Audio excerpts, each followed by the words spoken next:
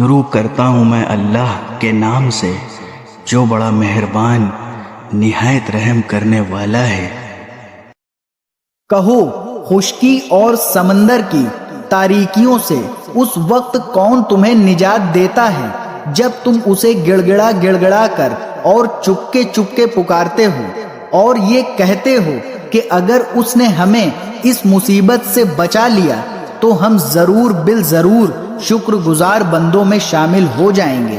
کہو اللہ ہی تمہیں اس مصیبت سے بھی بچاتا ہے اور ہر دوسری تکلیف سے بھی، پھر بھی تم شرک کرتے ہو۔ کہو کہ وہ اس بات پر پوری طرح قدرت رکھتا ہے کہ تم پر کوئی عذاب تمہارے اوپر سے بھیج دے یا تمہارے پاؤں کے نیچے سے نکال دے یا تمہیں مختلف ٹولیوں میں بانٹ کر ایک دوسرے سے بھڑا دے اور ایک دوسرے کی طاقت کا مزہ چکھا دے۔ دیکھو ہم کس طرح مختلف طریقوں سے اپنی نشانیاں واضح کر رہے ہیں تاکہ یہ کچھ سمجھ سے کام لے لیں۔ اور اے پیغمبر، تمہاری قوم نے اس قرآن کو جھٹلایا ہے حالانکہ وہ بالکل حق ہے۔ تم کہہ دو کہ مجھ کو تمہاری ذمہ داری نہیں سونپی گئی ہے۔ ہر واقعے کا ایک وقت مقرر ہے اور جلد ہی تمہیں سب معلوم ہو جائے گا۔ اور جب تم ان لوگوں کو دیکھو جو ہماری آیتوں کو برا بھلا کہنے میں لگے ہوئے ہیں تو ان سے اس وقت تک کے لیے الگ ہو جاؤ جب تک وہ کسی اور بات میں مشغول نہ ہو جائیں۔ اور اگر کبھی شیطان تمہیں یہ بات بھلا دے تو یاد آنے کے بعد ظالم لوگوں کے ساتھ نہ بیٹھو۔ ان کے کھاتے میں جو اعمال ہیں ان کی کوئی ذمہ داری پرہیزگاروں پر نہیں ہوتی، البتہ نصیحت کر دینا ان کا کام ہے، شاید وہ بھی ایسی باتوں سے پرہیز کرنے لگے۔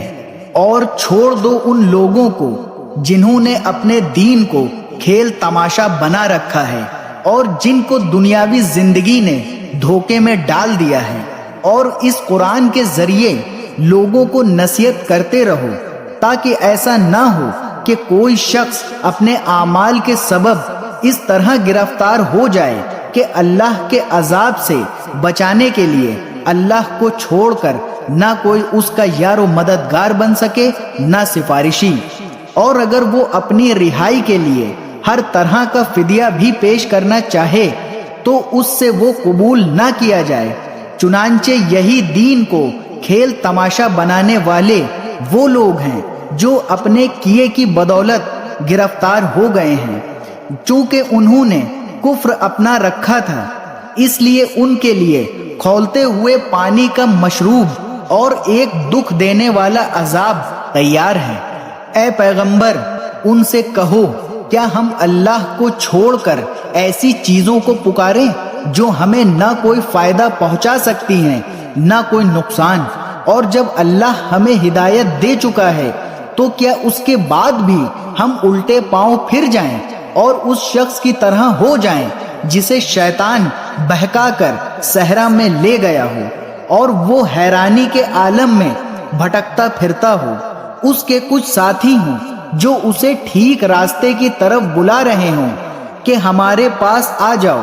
کہو کہ اللہ کی دی ہوئی ہدایت ہی صحیح معنی میں ہدایت ہے، اور ہمیں یہ حکم دیا گیا ہے کہ ہم رب العالمین کے آگے جھک جائیں، اور یہ حکم دیا گیا ہے کہ نماز قائم کرو اور اس کی نافرمانی سے ڈرتے رہو، اور وہی ہے جس کی طرف تم سب کو اکٹھا کر کے لے جایا جائے گا۔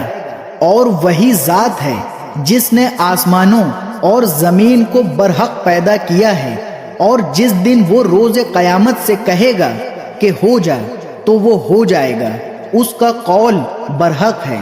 اور جس دن سور پھونکا جائے گا اس دن بادشاہی اسی کی ہوگی، وہ غائب و حاضر ہر چیز کو جاننے والا ہے، اور وہی بڑی حکمت والا پوری طرح باخبر ہے۔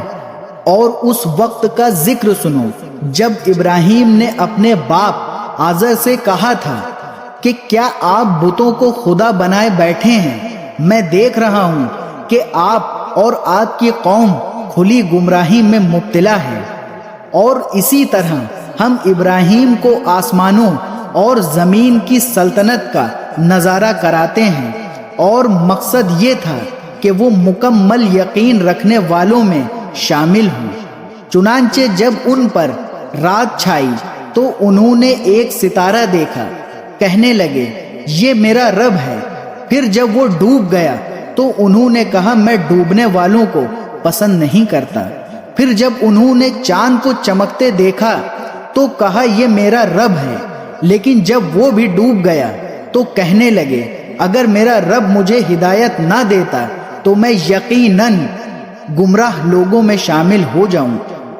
پھر جب انہوں نے سورج کو چمکتے دیکھا تو کہا یہ میرا رب ہے، یہ زیادہ بڑا ہے۔ پھر جب وہ غروب ہوا تو انہوں نے کہا اے میری قوم، جن جن چیزوں کو تم اللہ کی خدائی میں شریک قرار دیتے ہو میں ان سب سے بیزار ہوں۔ میں نے تو پوری طرح یکسو ہوں کہ اپنا رخ اس ذات کی طرف کر لیا ہے جس نے آسمانوں اور زمین کو پیدا کیا ہے، اور میں شرک کرنے والوں میں سے نہیں ہوں۔